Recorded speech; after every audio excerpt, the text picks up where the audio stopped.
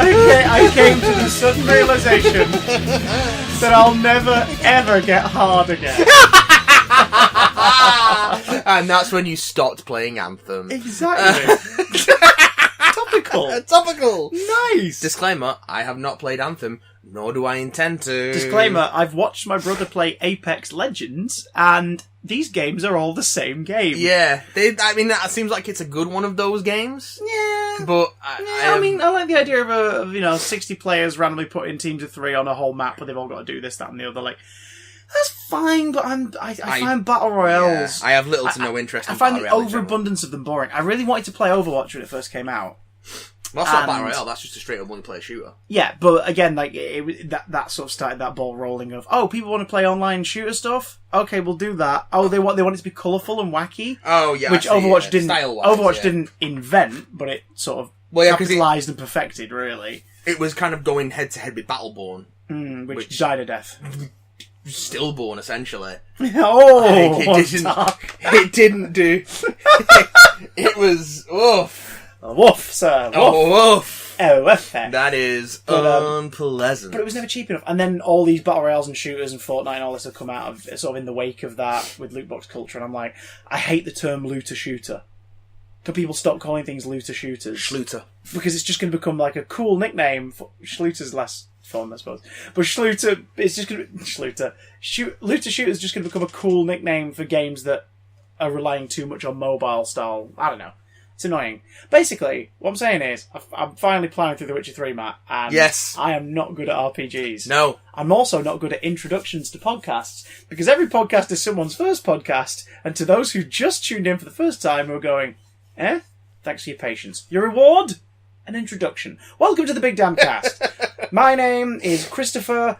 I bought a Lego Aragog for £5 this week. Johnson. My name is Matthew. Oh my god, I cannot finish The Legend of Zelda. Watson. How many eps are you in now? 3? I'm in 3 eps. I nearly finished it. Nearly? Yesterday. Oh. But... Oh. Not yesterday as of this going out, because hopefully I will have finished it by yesterday as of this going out. Yeah. Because I got to the last dungeon and I think I'm so close to there, but I just didn't have enough. I streamed for 2.5 hours. Oh, good lord! And I just couldn't get there. There's a reason those games are really difficult, as you said last week. It's so there's like worth the cost. People pay the money for those old cartridge games, and they had to be tough. Legend of Zelda is pretty fucking great. It doesn't hold up graphically, but gameplay wise, it really holds up. I bet it has better voice acting in it than The Witcher. It doesn't have any voice acting, so probably. There's some good voice acting in The Witcher. I've also been playing Gwent separately from The Witcher. Oh, you're... Because it's a separate game, it's a free-to-play game. But you need to be connected to the PSN to play it. Yeah. Which is really strange, because you're not playing against people immediately. There's a whole storyline first. No, but you need it. I have to play this game of cards. You need it. You need to be on PSN. medieval Batman. I'm medieval Batman. So there's that. But also, there's other stuff. Because you're listening to a pop culture podcast, you turds! And what happened in pop culture this week, Christopher? Many things. Nope. It was Hollywood's biggest night. Hollywood's biggest night, hosted by... everyone. Okay. Because it turns out you don't need a host for the Oscars, because it doesn't become a competition to create viral moments anymore. It just becomes an excuse to see lots of fun actors make comedy appearances and little skits. That was more fun.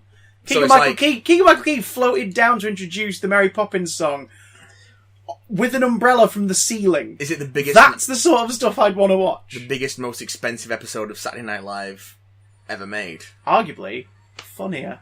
Oh! Well, depends on the sketch. Did I ever show you that Adam Driver one of SNL where he plays like it's a show and tell, and he's playing like Pete Davidson's dad, and he was like an oil tycoon? Oh yeah. That's one of the funniest things I've really seen good. in the last 6 months. I piss myself watching that, and I'm like, if SNL was like this all the time, people wouldn't mock it for being, that was as funny as an SNL skit. Although that being said, 2 SNL characters made a cameo at the Oscars, which we'll get into. And it just made me go, I really want to watch that movie. But I also don't want these two to get back together and make another movie. I think I'll just stick with your original movie, guys. All right. But yeah, so the Oscars. But not only the Oscars, Detective Pikachu is gearing up to a new trailer release. And as of the recording of this episode, They released a weird little promotional film with Ryan Reynolds. Yeah. So we'll chat briefly about that. Because I just want to talk about it and my love for this and man's also the other face. teaser that's got a licky tongue in it. Yes! Oh! And everyone was like, oh, it looks gross. It's like, look at licker tongue It's again. a licker tongue. It's not Look supposed at to licker look tongue. cool. It's a licker tongue. It's a big tongue. It's a pink flesh vor lizard. It's here for your sexual kink and nothing else. In this kids movie. I don't like that. You say that now.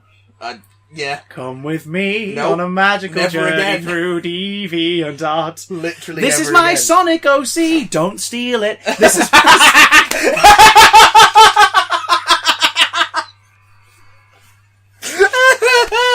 It used to be on Tumblr, but apparently they don't like seeing hedgehogs erect penis. No. So Hedgehogs erect penis. Yes. Not hedgehogs erect penises, just the hedgehogs erect penis. if you had a Sonic OC, Yeah.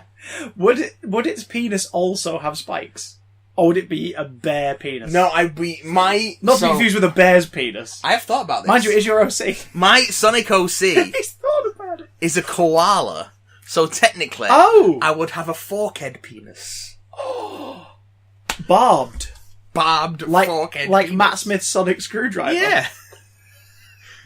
And it has the same green glow to it when it unfolds also. Nice. Can we not talk about Sonic characters and penises ever again, please? Yes, we can. But we'll also talk about... We can talk about those things separately, but not in the same context. We'll also talk about a couple of emails you guys sent in toward the end of the episode, talking about last week's video game. Oh, topic, yes. And one which, only when I was editing last week's episode did I realise how long it was.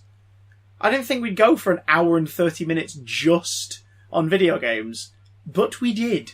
So now I can go for an hour and 30 minutes on video game. Are you talking multiples? We're going to be here for a while. If you had to, suddenly present to a university hall, just a wouldn't like potted history of... Well, I know, it's because you never wear pants to places in academia. If a nudist colony were like, excuse me, we have a university on site, would you come and host a talk on a video game for an hour? What video game would you pick, do you think? You know what I'm going to say. I don't, because you're a learned man. See, I'd assume a Metal Gear game, possibly. Yeah, Metal Gear Solid. Okay. 2. Metal Gear Solid 2. See, I can't narrow it down because you know what your thinking's in your mind. Metal Gear But Solid 2. at the same time, I wouldn't be surprised if you whipped out your big on another game and be like, there you go. What could I do? Your depends. your Persona 4 presentation would just be you going, yeah, but Chie though. Yeah, but Chie though. Chie, guys. Yeah, but... Chie, waifu? Yeah, waifu material? You can. Is she waifu technically- material? I don't like using that term. Oh. Is she something else? I don't know. I don't know what any of it means. Listen, you can romance all the female characters in that game, and their consequences are minor. But if you're romancing anyone except Chie, you're wrong. When playing it, I'm probably about 20 hours into it. I've kept my options open. I've been kind of keep your flirty with options everyone. Because you might not have enough time to get the social links max. If you I'm a want to silent max out, protagonist. if you want to max out all the social links in one playthrough, you've got to be very careful about what you do and when. Yeah. Do you know what I'm terrible at? Everything. The pop quizzes. Yeah. The pop quizzes in the classrooms. Yeah. Because I don't know my Japanese history too well. No. So it just have to be potluck most of the time. And speaking of potluck, Potluck. our first item. Our on the last agenda, item. Should we talk pocket mons? Pocket look. Let's speak potluck, shall we? So Detective pot Pikachu's roast. coming out now. The new trailer hasn't hit in time for this recording. Why But if you want to see our thoughts on it, go to Big Damn Cast on Twitter because we'll inevitably have a chin wag. Oh, mate. But in the meanwhile, I'll probably like it. there was a new teaser trailer released a couple of weeks back, which we didn't speak of. Yeah. Speak on it, sir. Oh, the little one where he's drinking coffee, and also silent but deadly, and there's a licky tongue and a Gramble. A giant Gramble. That Gramble is like... That Gramble's a big bastard. Yeah. Where's the rest of his body? Is it below the desk? Is he sat on his hind legs? Actually, is it a Gramble or is it a Snubble? Does it have the Oh no, tusks? it's a Snubble. That's why it's weirdly intimidating because it's a Snubble, and Snubble's the smaller version. Yeah. Gramble I could imagine being the size of like a baby bear, but this thing is like This thing's like Venusaur-sized. This is a big snubble with his little mouth and tiny little teeth. Little bulldog mouth. They're adorable. Speaking of tiny bear Pokemon, Speaking of large barbed bear penises, there is a 7th gen Pokemon called Beware. Shut up. Which shut up. The Pokedex entry for it implies that it has an unfortunate tendency to kill its trainers by hugging them too tightly. Oh, good God. That's like your name being I'm a murderer. Not out of malice. Still! Just because it loves its trainers so much and it's so strong. What is wrong with the Pokemon Company? I love them. I love it. I hope Detective Pikachu does so well that they decide to make several Pokemon-themed films, and one of them is just a horror film. Drifloons trying to drag children to the underworld. Everywhere. Ghastlies. And then massive Gengar. Hypnos eating the dreams. Oh, yeah. Freddy children. Krueger Hypno. Get it on DeviantArt. It's got dicks. It's my Hypno OC, don't steal. So yeah, it's just, that movie looks like a special kind of nostalgia-driven, gleeful fun. But it's also playing to multiple audiences. Because Ryan Reynolds released a teaser video called Becoming Detective Pikachu. Yes. About his method and how he got into the role. And it's just this short little piece where Ryan Reynolds and occasionally Blake Lively, outside the actor's studio, discuss his process, how he abandoned his school kids because he found out he got the role on the way to pick them up, so he didn't pick them up. Because Detective Pikachu doesn't have kids. Why would he be here? He doesn't have a wife. It's just these really thoughtful-looking, like, profile shots of him breathing closely next to a Pokeball, like he's sort of inhaling its metallic animal-slaving musk. Annual with a magnifying glass. My favourite part being his phone just next to him that has clearly just slid out of his pocket and he hasn't moved it. I'm like, I like that. Pikachu wouldn't move it. You guys are just titting around taking photos. You're not even taking this seriously. Nope. No one should take any of this seriously. I'm delighted. That's why I think it looks so fun, because they're taking it just seriously enough. As a property, it looks like this movie's self-aware. Yes. And that is so kind of... It's a relief to find that out. It's self-aware. Because this is not going to be everyone's cup of tea, so it may as well be like, hey, I know you were probably dragged here by your kids. We're going to entertain you as well. It's self-aware enough that in this little teaser video, Blake Lively calls out Ryan Reynolds for not even doing a voice. Yeah. It's like, it's his voice. It's literally he didn't do anything different. It's him.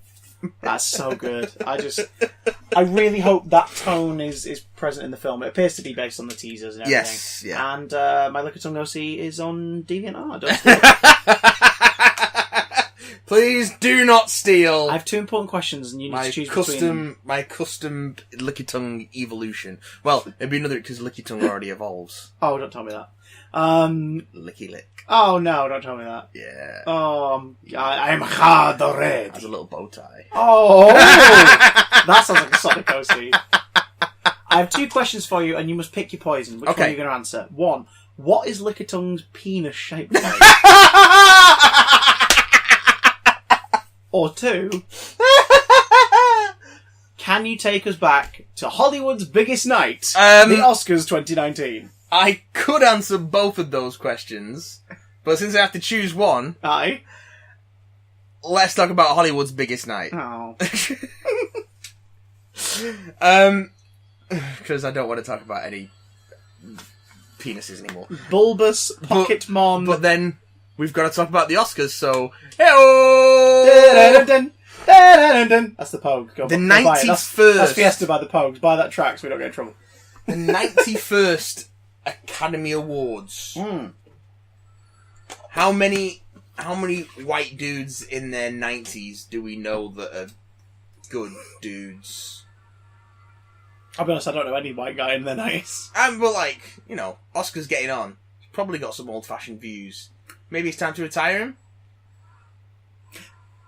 Are you trying to make a race allegory here? No. In relation to... No. But making Oscar into a person instead of a thing? Not at all. Not at all. The Oscars doesn't have a problem with race at all. No, the Oscars is accepting and woke now. Yeah. Hence why Best Picture went to a movie that misrepresented its subject matter. As as Lindsay Ellis so perfectly put, Spike Lee is real pissed that he lost to Driving Miss Daisy again. Yeah, except it was flipped. Yeah. The driver was flipped. Yeah. That was the only difference. It's like, oh, the colour of the driver was different. like I've seen Green Book. I liked it. I imagine It's a good movie. as a piece of cinema, it's But a really good it is piece of cinema. absolutely the most. If you want to talk about movies that came out this year gone, that were up for Best Picture, that dealt with the way society handles race better than Green Book, there's two in the same Best Picture category. Black Panther and Black Klansman. Yeah. Yeah. And I can think of off the top of my head. Black And Panther as we Black go Panther through the had winners, the best one single line related to sort of Bury Me race in and the racial Ocean history. with my with my ancestors because they knew that death was better than bondage. Yeah. Like, Yeah. Like, that is the greatest piece of dialogue to come Fucking- out of the MCU experiment. And it is probably the most poignant line about race and the history of Michael of B. Black Jordan America. was just stunning in that film. Yeah. Yeah. And did you see the photos of the cast of Black Panther, by the way? I didn't see Angela that Bassett in it. had like sort of a... She presented a watch, she had like a big pink gown. She looked... I mean, course. Angela Bassett. She's Angela all the Bassett. time. Yeah. But like, the rest of the Black Panther cast that were in attendance, like Winston Duke was there, Lupita Nyong'o, Denai Guerrero was there, with really cool like braids. Like, Ooh, nice. because the thing is, I'm not like a Walking Dead fan, so I don't... Denai Guerrero to me is Okoye. So I always find it odd when I'm like, oh, she's got hair. Of course she's got hair. She just didn't have hair for Okoye. But, like, it was just like, oh my god, hi. Like, I already kind of fancied her. My wife fancies her, and she fancies her even more. But, like, everybody from the Black Panther cast sort of came in very kind of... It was almost like their attire was a nod to the design of that film. Like, there was like an Afrofuturist bent to everyone's outfits. And it was like, oh, that's really cool. That looks really, really cool. So yeah, Black Panther is freaking amazing and didn't win Best Picture. That's fine, but it also won a bunch of other stuff. Yes, The first MCU movie to get Oscars. I think Not the one for No, I don't think any of them. visual effects, I don't think any of them have won before. They've been nominated because because Marvel was nominated for visual effects this year. Infinity War was nominated for visual effects and lost to First Man, which is fine. yeah, But and I'm sure I've the not visual seen First Man, so I couldn't. I'm sure the visual effects looks amazing, but on Twitter someone was putting screen grabs of First Man up saying, I mean, this is great, but then look at this. And they just put up photos of Thanos' face in various scenes. They were like, I mean, there's no competition really over like who had the best visual effects work done to their overall movie. Jesus, look at the fucking jacket on Chadwick Boseman. Yeah? Oh, with like, so the next I think, yeah. Oh, Yeah. Yes. look at Yes. that. Yes. Oh, the production designer for Black Panther. Yeah. Oh my days, Yeah. that is incredible. Yes, Chadwick. No wonder she won an Oscar for that. What? You didn't hear that? What? Sorry. No, I'm just going to What? sleep with Chadwick Boseman. Oh, okay. So yeah. Okay, that's fine. That's fine. I mean, loads of people killing him. I want him to serenade me like when he played James Brown in Get On Up. Oh, But I don't want him to beat me like James Brown does to his spouse in Get On Up, no, because that would be we disgusting. do not want this. I want the Oscars to be hosted by Alan Partridge. Billy Porter did you in that watch? Did tuxedo you watch? dress, that looks Did you amazing. watch the first episode of This Time with Alan Partridge? No, I Oh hear my it's god! good. Please watch. I hear it's good. It's So I should probably watch that. BBC One, and it feels like a 90s BBC Two, 10:30 PM kind of thing. It's really good, and it bleeds the worlds together because you've got stuff like his entire character history from the BBC Two stuff is in there, but then like all the stuff that's happened since with the character on Sky is acknowledged and spoken about, and the character from Mid Morning Matters is in this. Okay, It's okay. really, really, I get down with really that. good. And it's played completely straight as well. Um, It's like you're watching it on Ringmain in a BBC building. That's what you're seeing. Because whenever it cuts to VTs, if you don't see the VT, it's just them sat there and talking. It's really good. Spike Lee came in cosplay as Waluigi. Well, Waluigi is best boy. I mean, yeah. I mean, I can dig it. And Spike In Lee's amazing. so many ways. Did you see him and Sam Jackson when Spike Lee came up stage for best No, I should have looked at more pictures. Sam Jackson was like shouting like Spike Lee, and then he came up. He sort of was like picking him up and jumping and hugging with him. It was so cute. I am really gutted for Spike Lee that he didn't get best director or best film. I've said this a lot about awards ceremonies and stuff. fucking The deserved nomination is as is as important as the win. Because the nomination is acknowledgement of the work done. Yeah.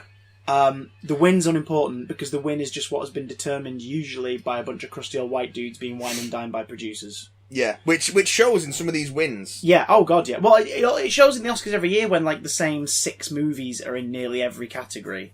That's always a really big sign. Like, I'm sure, like, Roma or A Star Is Born deserve awards, absolutely. But the fact they're in nearly every category, you're like, why? Because they've been sold to the Academy head voters, essentially. Yeah. That's why it happens. You look at any Oscars and there's always 4, 5, 6 films that are in nearly every category. Yeah. Without fail. And it's because I think I wrote on our Twitter this week. I think I said we're going to find out. Yeah. They're all winners. The winners are just the ones who bully the white dudes nicer. Yes. And, put a finger up there. Put a finger up the cheeky hole. But also, a lot of the films... These are jokes I can't make on my Twitter feed. A lot of the films that show up in multiple categories are because the better films are just generally better across all aspects of the craft. So I get that. Yeah. I get that. Of course that's going to happen. Yeah. Although some of these were really surprising. Shall we go through category by category? Yes. Well, have a chin wag about Hollywood's biggest night. This is the list on the Guardian website, so it's in a bit of a weird order. That's fine. I'm down to clown, son. But first of all, we can talk about the Best Supporting Actress category. Let's Ruddy do that. Which were nominated.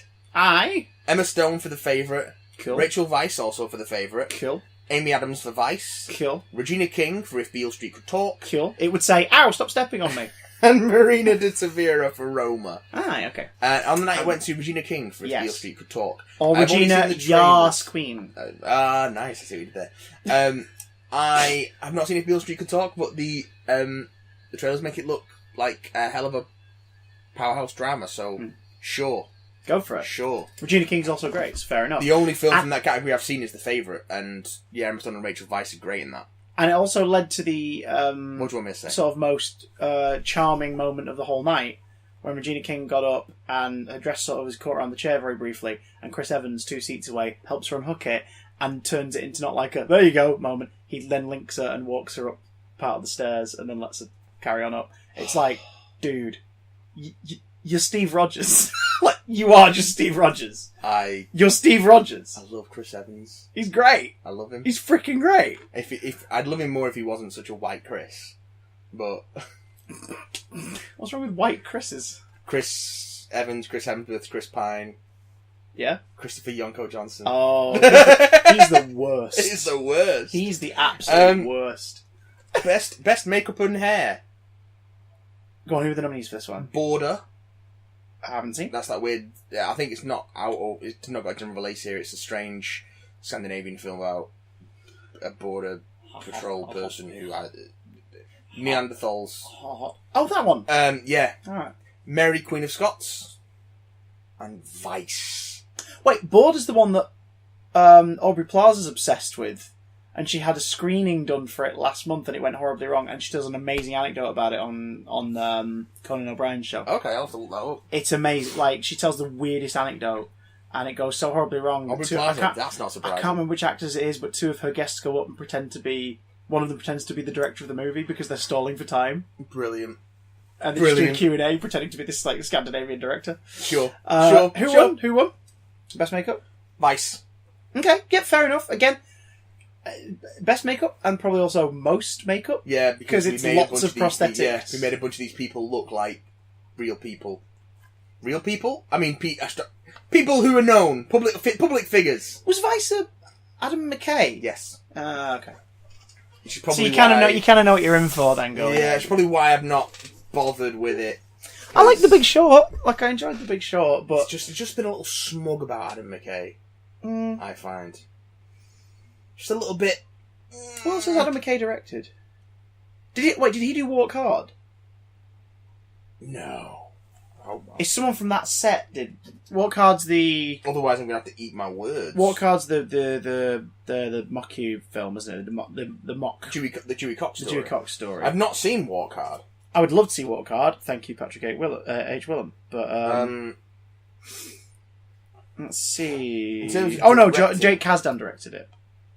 Adam McKay's directed comedies though, right? Yeah. Because wasn't that the surprise turn of him suddenly doing these like films about financial which crashes are and stuff? basically comedies. Yeah, or very quirky biopic. Oh, he did Anchorman. Anchorman, Talladega Nights. You don't really direct Step Brothers. Anchorman. You just sort of go, you Yeah. guys say words and we'll edit our favourite stuff in. The other guys, Anchorman 2. Oh, that was it, because people were saying, isn't it weird that It's two of the not Best nice. Picture nominees are directed by Step Brothers and Movie 42 people? Like, Oh, movie 42, Jesus. yeah. Oh, was it Movie 43? Yeah, because... No, it wasn't movie 43, yeah. Yeah, oh god. But yeah, Vice, whatever. I have little to no opinion on Vice. I have little to no opinion. Best documentary.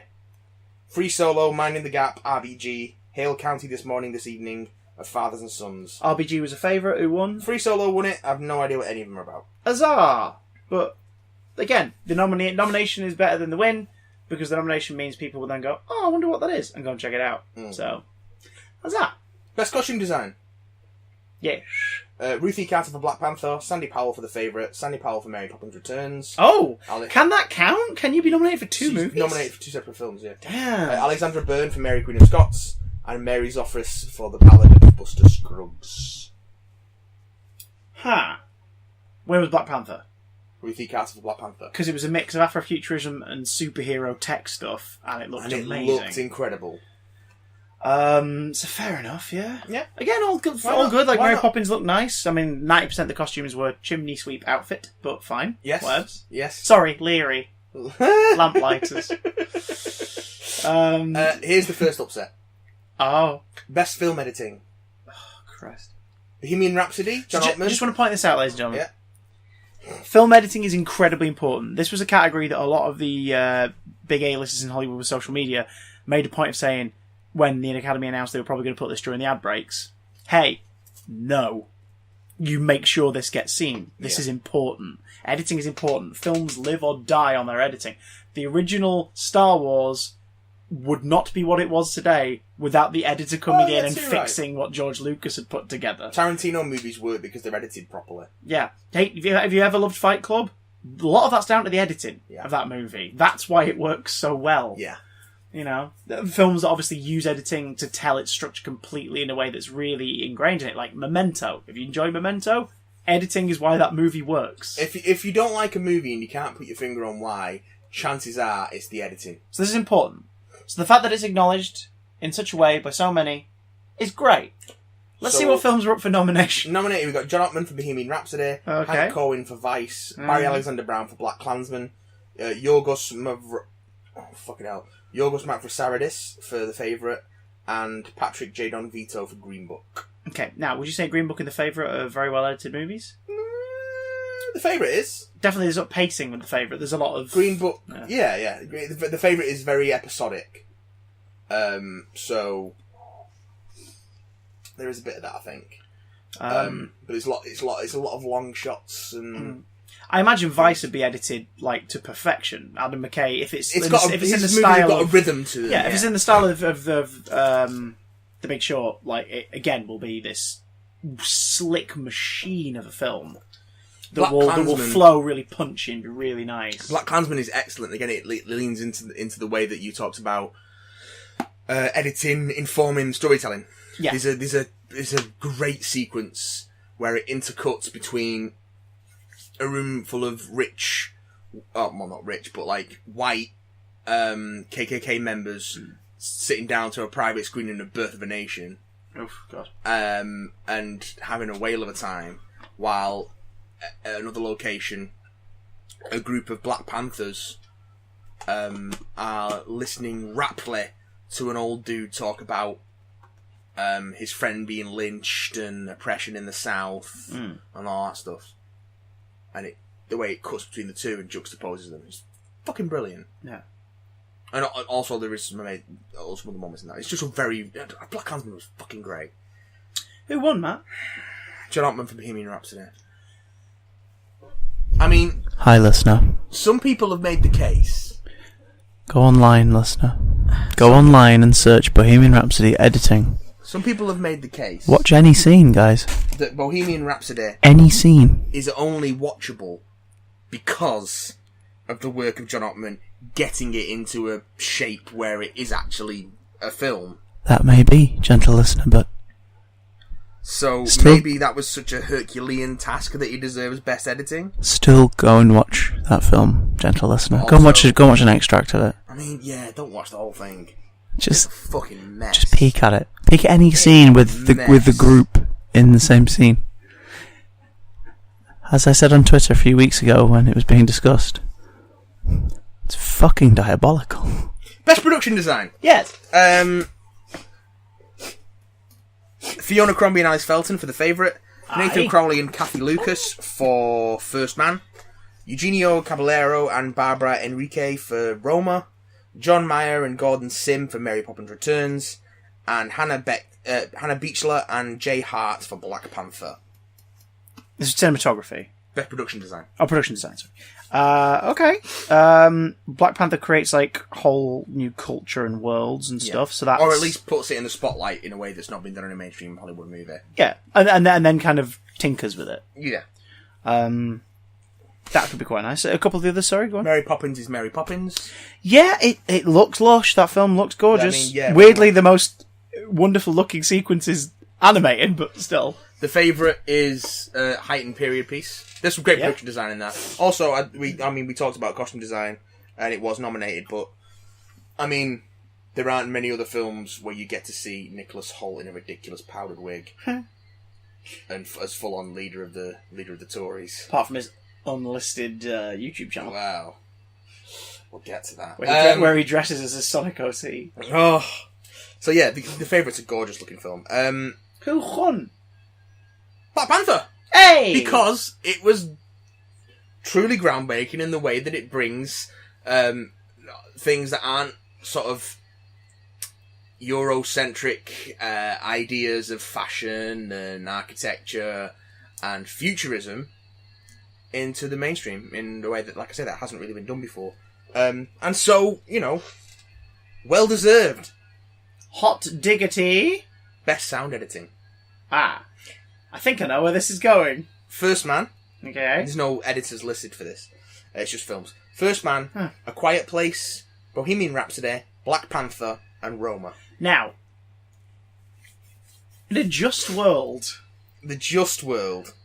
A Quiet Place would get this. Because it is a film which hinges almost entirely on sound and the use thereof. Yeah, and the lack thereof in the right moments. Oh, by the way, it's getting a sequel with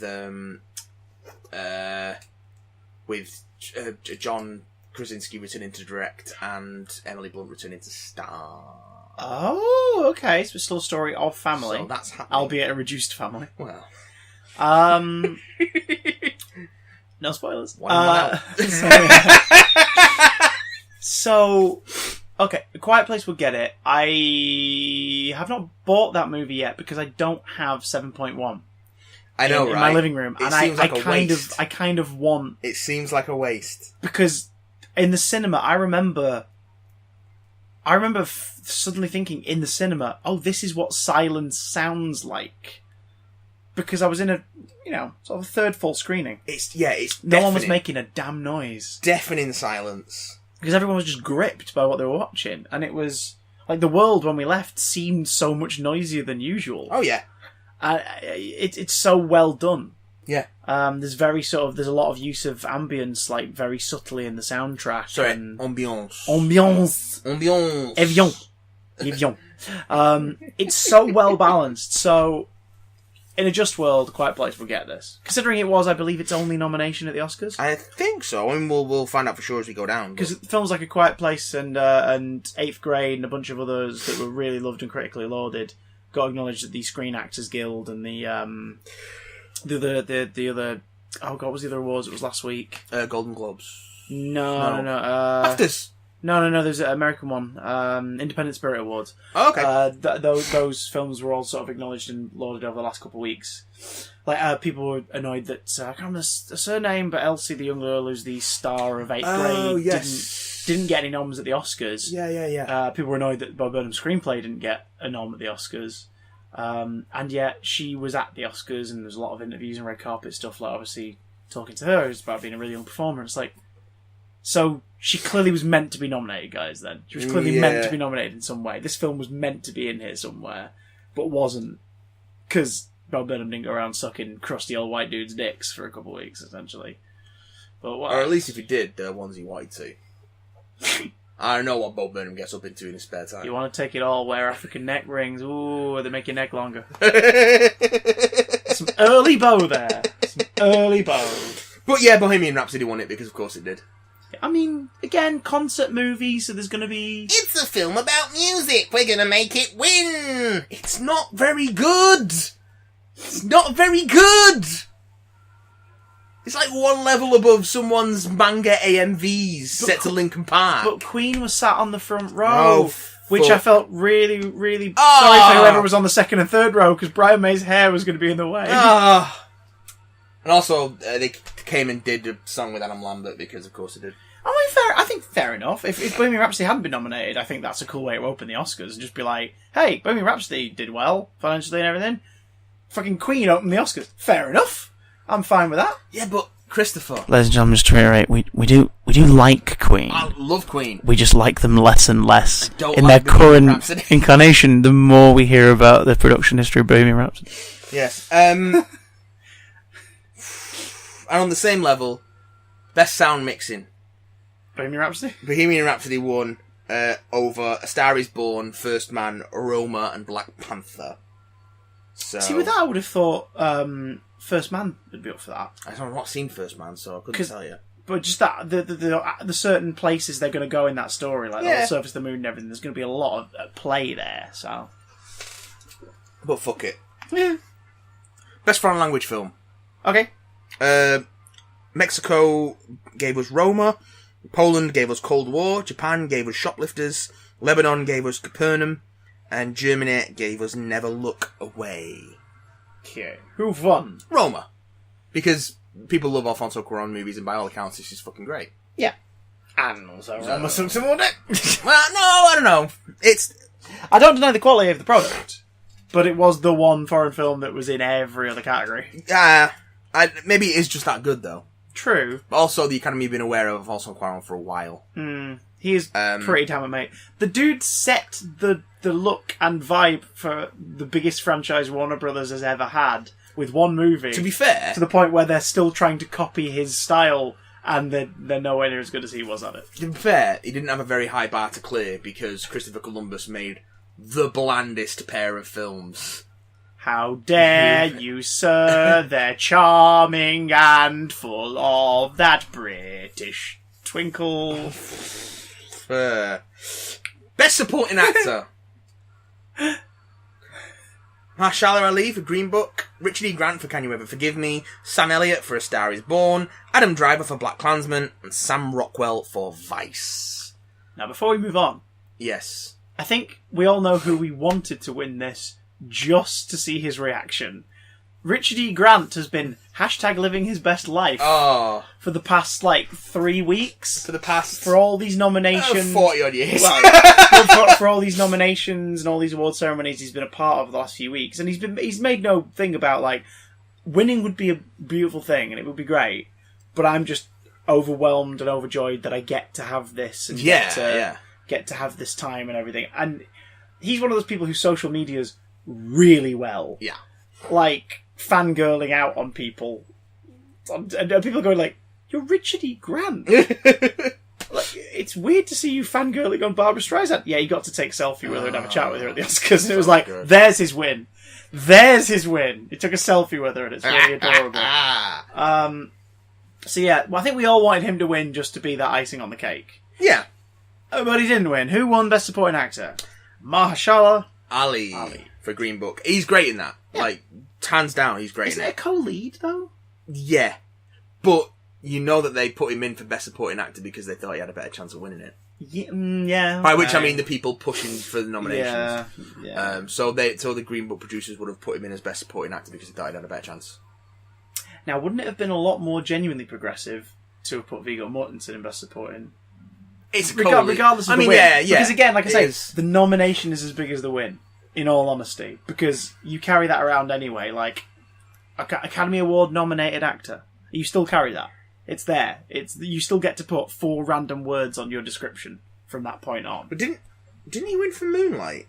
No, that was the Revenant year, wasn't it? I can't remember. No, Moonlight wasn't the Revenant year, because Moonlight lost out to La La Land. Remember, they announced that Moonlight was the best picture. And then they were like, oh, no, it's La La Land. Do you remember that horrible debacle? No, it's La La Land, no, it's Moonlight. Moonlight won it. Oh, Moonlight won? No, he won Best Supporting Actor for Moonlight, so he's won Best Supporting Actor twice. Nice, fair enough. 2017 and 2019. Bookends. Moonlight and Green Book. Bookends. Yeah. You can literally use them as bookends on the shelf. Why not? I mean, expensive bookends. He's Mahershala Ali is just so good. Did you see his outfit at the Oscars?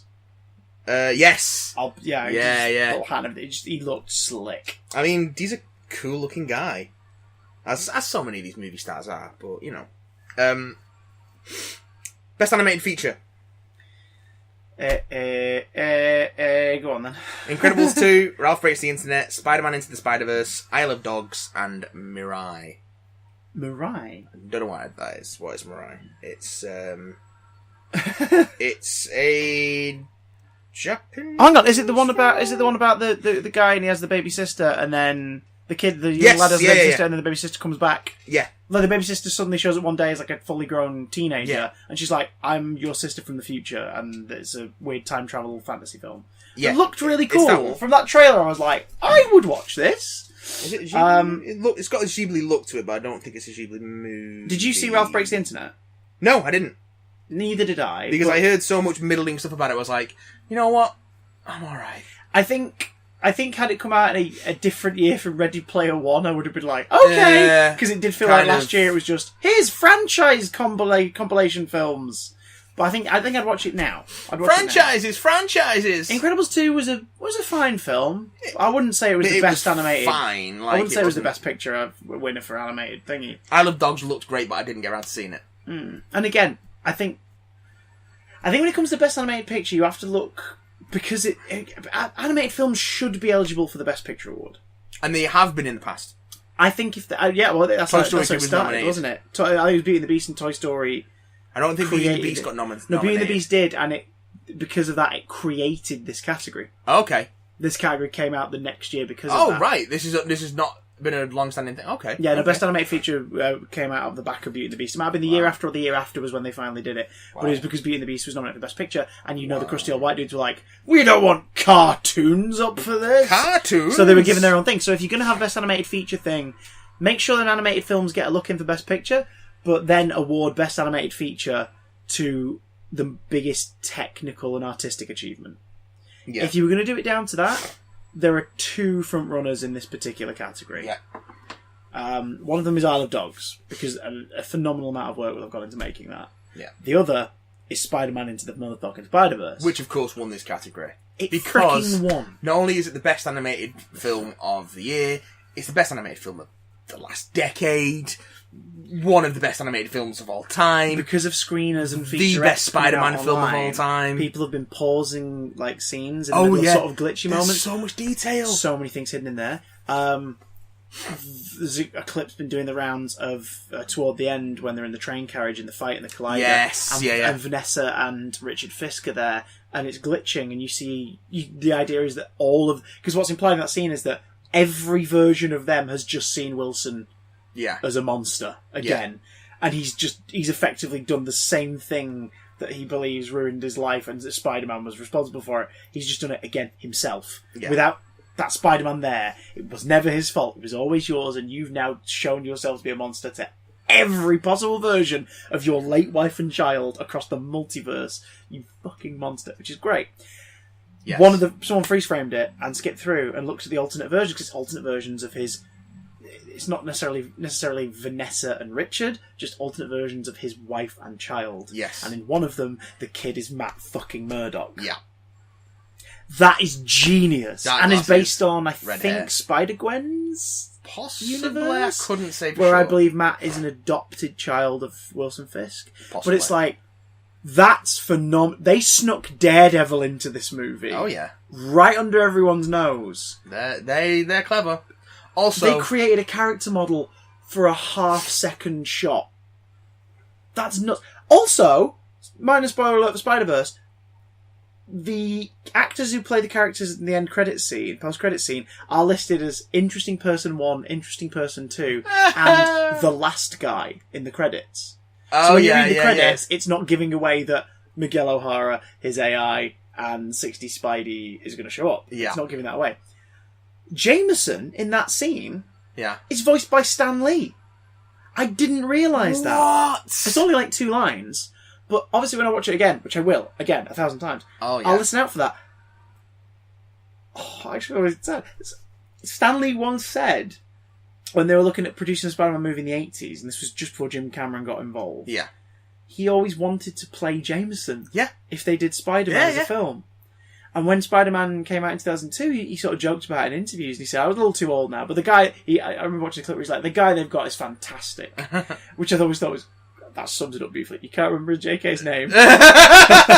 but it's true, J.K. Simmons is the best casting ever. But it means that the last time Stan Lee appears in a Spider-Man movie, the very last thing, because obviously his cameo in this is really poignant, but the very last thing he says is performing, which we know he loved to do. Oh yeah.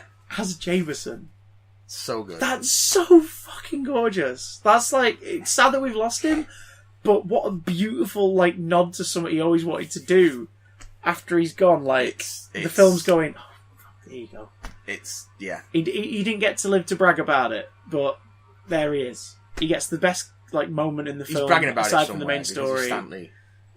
Hey, did I ever tell you the story? He's in some form of afterlife where Bob Kane's still drawing Batman on napkins, bragging to waiters. Finger? Who's Finger? I don't know anyone called Finger. You've heard that Stan Lee story where he talks about he used to eat out with Bob Kane and his wife a lot in the 90s, and Bob would say who he was to the waiters and then like doodle Batman and sign it and give him the napkin as a tip, which is smart, really. Like, that's really smart, because if the waiter believed him or knew it and then auctioned that doodle off, true, that's going to be a much bigger tip than like, here's $30 like for table service for the night. It's going to be like, I just got like $400-500 selling this Bob Kane doodle that's signed by him. I don't know, it feels kind of cheap to me. But hey, that's just me. But also, Bob Kane came up with the name Batman, let's be honest. Okay. The name Batman and a cloak that he could use to glide with.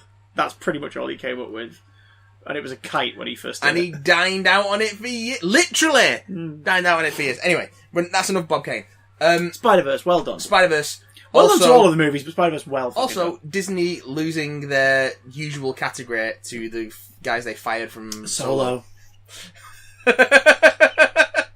Whoops! Like, it's going to be an Academy Award nominated documentary next year all about it, called Fired Solo. Best live action short, of which I couldn't tell you anything. Yeah, about I'm these. familiar with all of these. Read about with your mouth. Detainment, Fauve, I think that's how you say that. Marguerite, Mother, and Skin. Haven't seen any. I don't know, but Skin won. Yay! Yay for Skin. Sure. Best animated short. I did see the winner of this, but go on. Animal Behaviour, Bow, Late Afternoon, One Small Step, and Weekends. Bow won. Oh boy, did it! Well, there's Pixar's win. It was a great short, though. Oh, so good. It played before Incredibles 2, yeah, didn't it? And it's better than Incredibles 2. Yeah. The entirety of Bow as a short is better than the whole hour and a half plus of Incredibles 2. I don't know. The motorcycle chase over the rooftops is pretty damn cool. Bow's better. Yeah, it's true, but it didn't have a motorcycle. It didn't have a motorcycle chase. He's got the little moustache. He's got a little soul patch. Dumpy's got a little soul patch. It didn't have the motorcycle chase. The Dumpy's motorcycle got a little soul patch. broke in half, and Elastigirl rode both parts. The Dumpy's got a little soul patch and glasses. And the award for the film with a dumpling with a little soul patch goes to. And then his mummy's him, and she's sad because she's pushed his son away by trying to keep him too close to his son. People don't get that movie. White people don't get that movie because it's too... Like, stupid white people. Like, I've seen stupid white people on Twitter being like... I'm a white guy and I really got it. Well, I've seen stupid white people getting it. I didn't get it. It's like the dumpling of son. It's like... You do not need to be East Asian to understand this metaphor. The shit with the dumpling didn't happen, guys. It was all a fucking metaphor for her life with her child. Like, it's... These are the people who are like, the dumpling was sentient and real. No, it never was. The dumpling was never a thing. That's the point. The power of metaphor! Best animated short. The power of Grayskull. No, we've done best animated short. Best documentary short. It was so short, we watched it twice. Yeah, why not? It's so great. I'd rather watch Bao on repeat for the length of time that Incredibles 2 is than watch Incredibles 2 again. You really hate Incredibles 2? No, I don't hate it. It's you just despise fine. Incredibles 2. It's fine. Incredibles 2. Did Incredibles 2 Did Incredibles 2 take your lunch money? I remember being quite positive about Incredibles 2 on this podcast. I enjoyed it. It wasn't amazing, but I enjoyed it. Best documentary short. Again, I couldn't say anything about these. Black Sheep, Endgame. Oh, man, big. Black Sheep, Endgame, Lifeboat, A Night at the Garden, and Period, End of Sentence.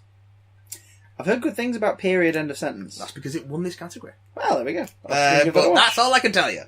I'd like to give it a watch. See. Best visual effects / most visual effects. Yes, there was a lot of fight in the corner for the MCU here because I believe one of the nominees is First Man, Avengers: Infinity War, Solo: A Star Wars Story, Ready Player One, and Christopher Robin. I love Christopher Robin. I wouldn't give it that award. No, it is amazing, and the effects are beautiful and subtle, but I wouldn't give it. I wouldn't give it the award. Solo and Avengers are just like, and Ready Player One are just like, yeah, it's just a lot of special effects. Like they look great, but it's just I mean, effects. For all of its faults, Ready Player One, a lot of hard work went into that for the visual effects, and there's some really impressive stuff in there. I think Avengers would be my top pick out of what I've seen, simply because the effects, the usual blockbuster stuff, but a lot of the effects enhance the performances of actors like Josh Brolin and stuff. So it sort of it serviced the effects very much service the story in every sense, not just in the spectacle. Yeah. But the winner was First Man. Aye. Not seen it. Couldn't say Which is impressive, really, because like. It looks like that the award for visual effects. Stanley Kubrick did it better in a warehouse in. No! You've told everyone they're gonna have to kill you. Best Kubrick's men are here. Gentlemen from the CIA. Best original screenplay. My name is Stephen Toast, and I witnessed the filming of the moon landing. Best original screenplay. So this is a movie that has come the fuck out of nowhere, literally, because it's come out of people's minds. Nominees were Green Book, Brian Hayes Curry, Peter Farrelly, and Nick Vallelonga. Wait, this is original screenplay? Yeah. Green Book is not based on a book. No. The Green Book of the title is the book which had the listings of all the places that you could stay in the South if you were black. But it's based on a true story. It is based on a true story. That's where the waters get murky for me, in a weird way. It's not based on a book, though. Okay, fair enough. So the screenplay is original, adapted from events that happened. Yes, not adapted from a book of events that happened. Fair enough. So as long as it's adapted from something that isn't written down, then it gets away with it. The Favourite was also Best Original Screenplay. Deborah Davis and Tony McNamara. And that features whether any of that stuff happened or not. Well, that's what I'm saying. There's more of a murky thing there. Yeah, but that... It's not a dramatisation of actual events. It's an assumption of events based on real people and et cetera, et cetera, et cetera. Roma by Alfonso Cuarón, Adam McKay for Vice, and Paul Schrader for First Reformed. Again, like Vice, it's like, it's an original screenplay. I don't know. I'm being nitpicky. That's three of those 5 movies are definitely based on not on true events, but on real people and things that may or may not have really happened. And who won that shit, son? Green Book. Okay. Is it a good script? Is it popping? Yeah, it's a good script. It's just, it's the most base level of that kind of story that you can have. It's the most. It mostly comes out at night. It's just, in a year where BlacKkKlansman and Black Panther came out, it's just the least, it's toothless. Yeah. It's safe. Yeah. Unless Viggo Mortensen does press. And it suddenly gets not very safe at all. Best Adapted Screenplay. Yes. Barry Jenkins for If Beale Street Could Talk. It would say, hey, they wrote a movie about me. Bradley Cooper, Will Fetters and Eric Roth for A Star Is Born. Okay. Wait, hang on. Adapted. Yeah. Good. Because it's adapted. I was going to say, you can't freaking get away with that with A Star Is Born. This is the 5th version of it. Nicole Holofcener. Including the Bollywood version. Nicole Holofcener and Jeff Whitty for Can You Ever Forgive Me? Yeah. Spike Lee, David Rabinowitz, Charlie Wachtel and Kevin Wilmot for Black Klansman. Which is based on a book. Yes. Are based on things that actually happened. And The Ballad of Buster Scruggs, Joel and Ethan Coen. Which is, again, a Netflix film. Yes. Oh, look, Netflix is Roma. creeping in. Yeah, Netflix is creeping in, son. That's what they should, because they produce some really good stuff. They produce some shit. The intro to the ceremony, the first people to speak were Tina Fey, Amy Poehler, and Maya Rudolph. Okay. And they made the joke about, like, Roma is up for nomination. What's next? A film made by Microwave? Because they're referring to Netflix. It was the first Netflix film to get such a big round of nominations. It was like, oh, that's funny. Because you know that's a genuine complaint of some of the Academy. Yeah. Even Spielberg debated it last year. Yeah. Well, we said, like, why should Netflix be up for Oscars? That doesn't make any sense. It's like, yo, Spielberg made some great films. Steven, it's a fucking cinematic medium now. Deal with it. Dude's old. If it makes you feel any better, Stephen, we'll give Netflix films some limited releases for a bit. If that makes you feel any better, Stephen. On the subject of Amy Poehler and Netflix, I started watching Russian Doll last night. Oh! It's very good. Amy Poehler is very good. Yeah, well, she's not in it, but she co-wrote it. Yeah. Along with Natasha Lyonne, who is fucking great in it. She's very good. But anyway, Black Klansman won it. As well it should. That was fucking great. That was the award acceptance where Spike Lee had a speech and Samuel L. Jackson picked him up and like sort of hugged him really bad and danced with him. Yes. He was it was almost a beware situation. A bearware. Nice. Best original score. Yes. Nominees were. I was delighted to hear this one. Nicholas Britell for If Beale Street Could Talk. Mark say no. Mark Shaman for Mary Poppins Returns. Alexandra Desplat for Isle of Dogs. Terence Blanchard for Black Klansman. And Ludwig Göransson for Black Panther.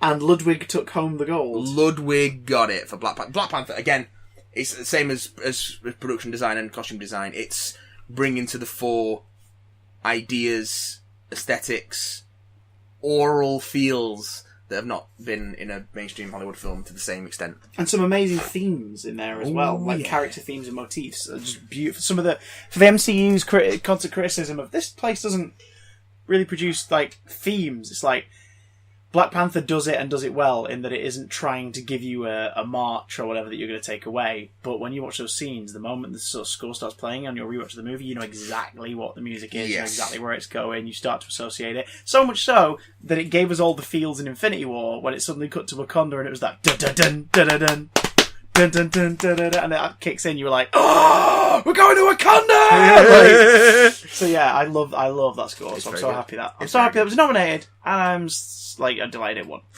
Best original song. Nominees. If Beale Street could sing, it would say Shallow from A Star Is Born. Yeah, All the Stars sure. from Black Panther. I'll Fight from RBG. The Place Where Lost Things Go from Mary Poppins Returns. Not the best. And When a Cowboy Trades His Spurs for Wings from The Ballad of Buster Scruggs. I kind of would have loved it if that had won. Well, it didn't. It didn't. Shallow won it. Shallow won, because of course Shallow won. And everyone's talking how steamy the performance that Bradley Cooper and Lady Gaga did at the... To the point where everyone's like, is there something going on there? It's like, no. They played those characters in a movie where they sang that. Their performance is kind of channeling that. Like they're actors. Yeah, like they're not just sitting either side of a piano singing at each other, smiling like, isn't it fun that we're singing this song that we wrote? No, they're basically giving you kind of a live performance of a moment from that film. Yes. And it's I watched it, the performance, it's like, this is really good. Also, it does look like you two are down to fuck. But hey, that's because it's a fucking performance. And speaking of performances, Best Actor. Dun, dun, dun, Nominees! Not just me singing Fiesta by Pogues. So if we don't get in trouble, go download Fiesta by Pogues. Rami Malek for Bohemian Rhapsody, Christian Bale for Vice, Viggo Mortensen for Green Book, Bradley Cooper for A Star Is Born, and Willem Dafoe for At Eternity's Gate. Which I've never heard of. I would have loved Willem to get it. Well, he didn't. Christian Bale, fine. I imagine he's amazing in Vice. He's a very transformative actor. He's a piece of shit, but he's a really good actor. Well, he didn't get it. He didn't get it. Viggo Mortensen, fine. If But I don't want want to give it. I don't want to give him. Green Book. It should have been Mahershala Ali. Yeah, and I don't want to give Viggo Mortensen any more approval after his weird comments during the press for. Yeah. Who were the other two? Bradley Cooper for A Star Is Born and Rami For all Malek for intents and Bohemian purposes, Rhapsody. fair enough. I think the way people talk to me about A Star Is Born, I'm like, do you know what? It sounds like this is an amazing piece of work. And to be the fourth Western telling of this Yeah. story, and Which is still, why I'm and not still strike, interested. yeah, but to still strike a chord, and it be a generational thing where people who are around for the original, are like, yeah, or who are around for obviously preceding versions, Yes! like, yeah, this is great. Fair enough. That's a high bar. A Hyber. Rami Malek's a fantastic performer. Bohemian Rhapsody and his nomination just sort of it's such an obvious, like... Did, like, fucking... Someone plays a musician in a biopic about the musician's life, It's and almost we're going to release it guaranteed. around Oscar season. It's almost guaranteed. Yeah. You saw the film. He's great in it. Would you say it's an Oscar nomination worthy performance? Yeah, he's amazing in it. Cool. It's a Good terrible on you, fucking Rami. script, and it's a really poorly made film, but his performance is great. Good on you, Rami. Good on you, Rami. Good on you, mate. I like Rami Malek. I can't really begrudge him that. Can we now stop talking about that movie, World? Please, let's not ever talk about it again. Best Actress. Me! Glenn Close for The Wife. Lady Gaga for A Star Is Born. Who? The Lady Gaga! The Lady Gaga. I can't remember what I've got. All we hear is Radio Lady Gaga. Olivia Colman for The Favourite. Melissa McCarthy for Can You Ever Forgive Me? And Yalitza Aparicio for Roma. All pretty fucking solid nominees. I would, yeah. I mean, I haven't seen Roma or Can You Ever Forgive Me or A Star Is Born or The Wife. So, you know, I can only conjecture that they were great in What those I mean films. is none of these feel like they're Oscar nomination picks. Like, none No, of them necessarily no. feel like they're I don't know. That's the obvious one. Olivia Colman was playing a British queen.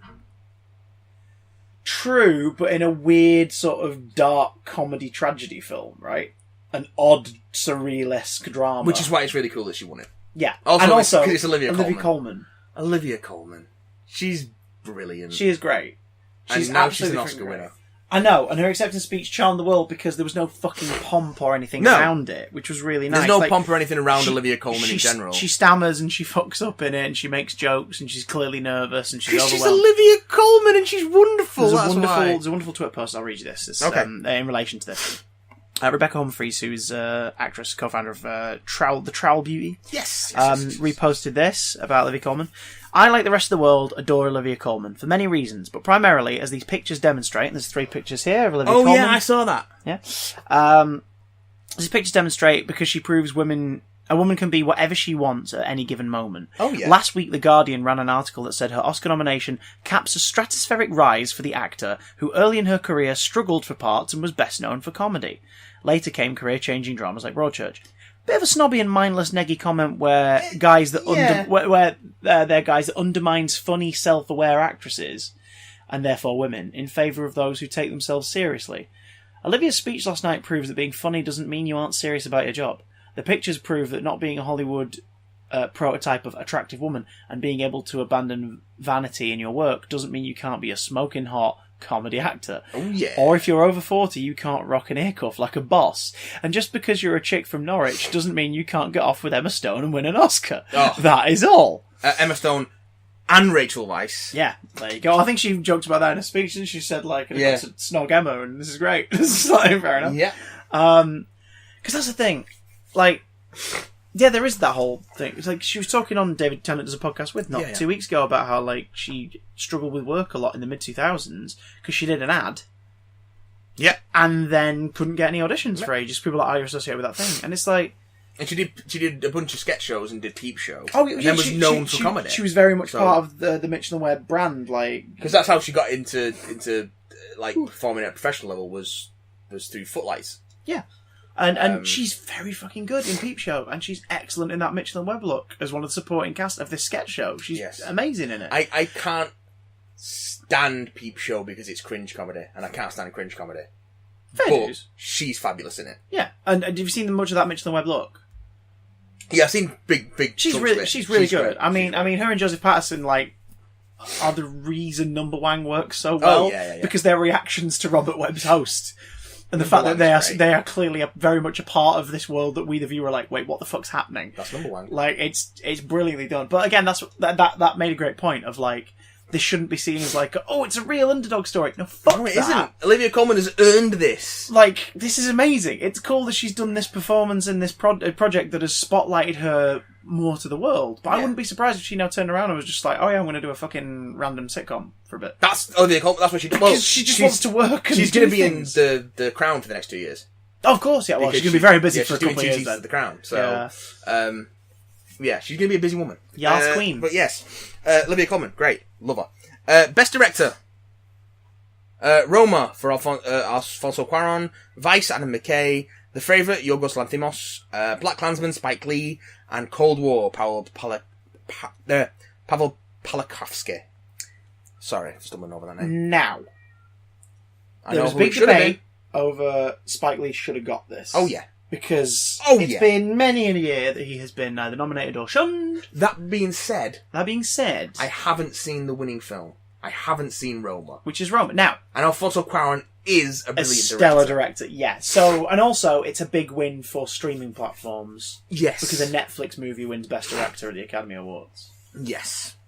It legitimizes And it's streaming, gonna streaming entertainment and cinema. and it's going to more. attract a higher quality of Yeah.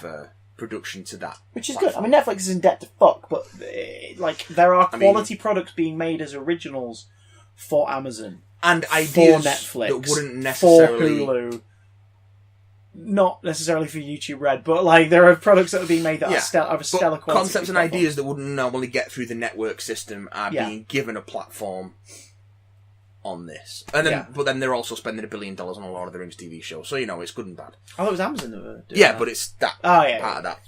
I mean, that could be incredible. It could be a visual marvel, and we might watch it and go, do you know what? We never knew we needed this, but we needed it. But But we probably won't. yeah. But I think you're on. Good on you. Really happy for that. Yeah. Still the best Harry Potter movie I just director. wish Spike Lee had got it for Black Klansman. Yeah. Black Klansman was such a fucking. Now, It was don't such worry, a. It don't was worry. such. There's another chance for Black Klansman. It was and just Spike Lee such to be a recognised. gut punch of a movie that I just for it to be up against, for it to lose to stuff that's. Obviously, Roma, we can't speak to it, but to Yeah. other stuff. But hey, there's still a chance. We've not had Best Picture yet, Matt. Well, Best Picture. Let's Here talk we about go. Best Picture. This is the final category of the night. The final category of the night. We had 8 nominees this year. Yeah, because obviously after this it's the In Memoriam, where they missed off a load of people. Apparently. Fucking Dick Miller. Fucking Dick Miller. A bunch of others like just skipped by, like Yeah. cinematographers and directors. Just not a mention. Not a mention. Best Pictures. Which happens every year, though. That happens every year, and it makes me think: the research department for the Academy, are they just bad? Are they bad at their job? Is that what this is? No, Every year the people old go, dudes who run it just do the people they can remember, but they can't remember fuck all because they're old dudes. yeah, I don't know, fucking Best Picture. mince. Black Panther, Black Klansman, Bohemian Rhapsody, The Favourite, Green Book, Roma, A Star Is Born, Vice. So one more time: Black Panther, Black Klansman, Green Book, Star Is Born, Roma, Vice, and Bohemian Rhapsody. Roll for Best Picture. Yes. Okay. I love Black Panther. I don't think it should win Best Picture. The nomination, again, is more than enough. It legitimises the genre and also legitimises The messages of the movie. And mainstream cinema's reaction. Films led by black Yeah. actors and casts, almost entirely black casts. It had insanely important Cruise. messages at its heart, but this isn't to slag off this medium, because you can probably tell from the fact we host a pop culture podcast, yeah, we we love love this it, shit, man. but not to insult its medium, but it ultimately is a movie that ends with CGI cat people punching each other in a futuristic tunnel by a train. So it's there's important messages here, but popcorn fluff is part of it as well. That is not saying popcorn fluff is bad, but Because it is more than popcorn. if you're going to give the award, you should give the award to something with maybe a more concentrated message. If we're doing this based on filmmaking and storytelling and a message, like Black Klansman. like Black Klansman, for example, or Roma from everything I've heard about it. Yeah, I do need to watch Roma. It's supposed to be brilliant. So and again, Vice. Sure, we might not be, we love this format or this, that, and the other, because it's kind of obvious, but it is very well done storytelling and very well thingy, and there is an Oscar precedent for biopic films to win, and I would rather a biopic film with a stylized approach win than a straight up biopic film. Do you know what I mean? I'd rather one that's weird win. Yes. Because that's better. I'm absolutely devastated that Stan and Ollie missed out on this season. Because fuck me, that should be in some of these categories. Yeah. But anyway. Green Book won Best Picture. It did. You've seen Green Book. It's a good film. Green Book is fine. But when placed up against two other movies in this category of nominees that are particularly progressive and celebratory but it's not only that. black culture and the black experience, the African American experience, black people around the world, there are messages in this movie that are there to spotlight certain things in each of these three movies, but arguably in the other two, they are stronger, more well told, and certainly more well serviced by the fact that the people behind them were speaking from experience or places of actual passion and reference. What I'm basically saying is, out of these three movies that have prominent black stories at their heart, the other two were mostly told by black people. Yeah. Green Book ain't. No. Also, doesn't it trivialise some of the real life story that it's telling? Possibly, depending on who you speak to. Yeah. But, so it's controversial in that sense. Then Nick Vallelonga, who is the son of Tony Vallelonga, the Viggo Mortensen character, was a producer and co-writer on the movie. Right. So it's very much the biopic intrusion thing. It's a family thing. Yeah. Yeah. Hang on, he's American Italian. Could you say that sentence again, please, but in a more appropriate way? Family. It's your family. It's your family. Yeah, a lot of the Vallelonga family in the film are played by the actual Vallelonga family. Really? Not the same people, obviously, because it's set in the but the 60s, like that's yeah. Yeah. That's weird. That's really freaking weird. That'd be like Mike Myers playing a record executive who says how no one's going to be banging their heads to Bohemian Rhapsody in a car 30 years from now in a film in America told by a Canadian comedian. They cameoed, by the way. They led into... Because like, all the best pictures over the course of the night have like a little featurette. Yeah. The intro into the Bohemian Rhapsody featurette was Mike Myers and Dana Carvey. Dressed as themselves, but semi in character as Wayne and Garth, which isn't that cringeworthy when you watch it. It's kind of charming because they just straight up they don't fluff the film up. They don't big up the film. To be fair, they just talk like Wayne and Garth and then introduce the featurette, and it's like, okay. Mike Myers' role in Bohemian Rhapsody isn't that cringeworthy, to be fair. He practically looks down the barrel of the fucking camera. It isn't that cringeworthy. Compared to other things going on. Compared to other things going on in that movie. And compared to, Mike Myers' performances in other films. Mike Myers is an acquired taste. Or an Myers taste. I like him in small doses. Like I said before, this made me smile. I don't want to see Wayne's World 3. But this made me smile. This little exchange moment, right down to, Dana Carvey spending the whole thing just sort of being like the breathing of Garth. It was that's quite funny. Yes. That's quite funny. And the fact that when they first rocked up, there's an applause, and then as soon as they started speaking, people realised what was happening, and you heard this, ripple of 80% of the room be like, yes! They're gonna do this in character. Some of the other inserts over the evening were really cool. Keegan-Michael Key introduced the Mary Poppins song by just floating in from the ceiling on an umbrella. And it made a lot of people online go, so, I know one of them's an acclaimed producer now and is sort of more known for horror worldwide, but can Key and Peele host this next year? Yeah. It's that would be great. That would be fucking wonderful. That would be pretty good. Green Book's win is slightly problematic. Here's the thing. And Spike Lee summed it up beautifully by trying to leave the auditorium and being taken back to his seat because you're not allowed to leave because, of course, the corridors are full of a shitload of broadcast equipment and for health and safety reasons, you can't just go in and out of the exits willy-nilly. But it was caught on camera. It was caught on camera that he was storming. And I would be pissed off because Green Book is a movie made predominantly by white dudes about racism. Yeah. And it touches on it in the safest way possible. Yeah. Not to say it doesn't say of course it has stuff to say. But Black Panther said more in Eric Killmonger's final line than Yeah. Green Book really does in its 2-hour Black runtime. Klansman, by comparison. Yeah. Spoilers for Black Klansman. I'm Spike going Lee's to movie. tell you how this movie ends. Yeah. Go out and watch it, though. Regardless of spoilers, watch it. It is on DVD now. Support the shit out of that movie. Spike Lee deserved a win. Send him some fucking money by buying the movie. Black Klansman is dedicated to the memory of Heather Heyer, who was fatally hit by a car while protesting the Unite the Right rally held in August 2017 in Charlottesville. Yeah.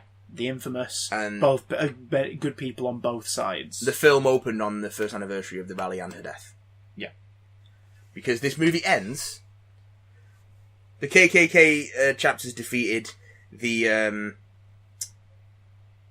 case is all sewn up, and Ron Stallworth and played by the son of Denzel Washington, John Washington. Yeah. Who's again fabulous, and it's a shame we didn't see a.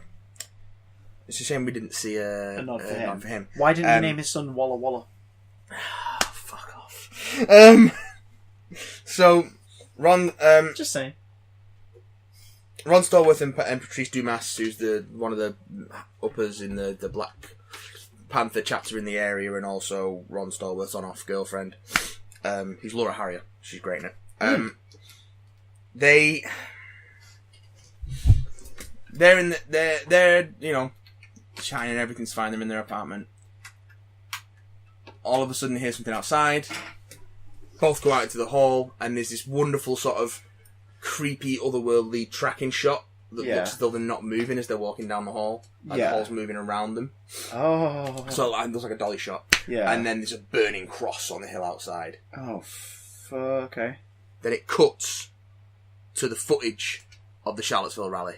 Ah, right. Okay. And explains that what it was, what's still happening around the US, that Heather Heyer died protesting against this, and the film's dedicated to her memory. Yeah. This film has teeth. Yeah. It has something to say, and it will bite you. And it's not like people can go, oh, I didn't know about that. It's like, yeah, this is recent. We are connecting this to recent We're talking about the difference where Black Klansman is made with an anger and a fire that really gets to you. And it's not just like look how far we've come, but there's still ways to go, but look how far we've come, and you know, white people and black people can really get along. Which is essentially the overall message of Green Book, yeah. It's like, no. This shit is still going on. People are still dying. Why are we still doing this? And that's why it just feels like the Academy's even more out of touch than ever. They're clearly trying. Yeah. They're clearly trying to seem to be more inclusive. But by putting something as safe as Green Book in Best Picture. Because that's the thing. Even without the tonal things. Yeah. It's just not as good a film. It's just straight up not as well made, performed, well edited movie. It's not. I've seen arguments to the effect of, well, you know, it's baby steps. It's like, no. You know how you make change in things like this, specifically cultural. You just do it. You just do it. There's a reason the phrase. All right, Shia. There's a reason the phrase. No, but like there's a reason the phrase "shatter the glass ceiling" is shatter the glass ceiling. It's not. Like, it's not slowly open the window and then we'll all kind of creep it. Through. It's fucking just make a noise and do it. I gotta say, that's easy for us to say. That's true. We're two white hetero cis dudes. But I mean, as far as the opinion of the Academy goes, like they need to just do it. Just do it. Allow the films, like you say, that are made with passion and anger to be given that thing. Like I said, the nomination and the fact that we're talking about it being a steal will have the same effect as it winning, ultimately, because it will anger more people and get more people rallied behind it. But it doesn't stop the perception of the Academy.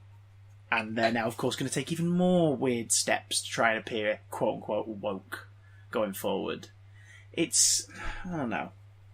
I don't know. It's not that Green Book is a bad movie. The co-director of movie 43, his movie just won Best Picture for having a something to say on race relations. And racism. Isn't like we are. He gave Hugh Jackman balls for a chin. Fuck me. We are more than used at this point for the actual Best Picture of a year to not win Best Picture, and of course there is more than a small amount of subjectivity in these things, but it's just disappointing.